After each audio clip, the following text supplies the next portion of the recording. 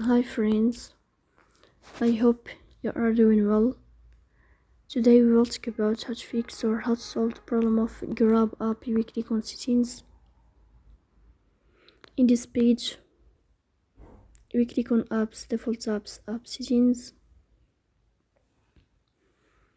Here in this page you search about the application of Grab and you click here in this window.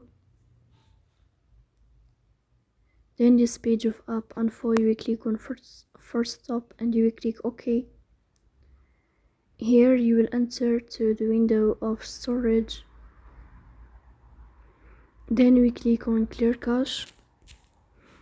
In the end, you will turn off your phone and you will wait a moment to restart your phone again to fix that problem. So that's all. Don't forget to support us by like and subscribe. See you next time.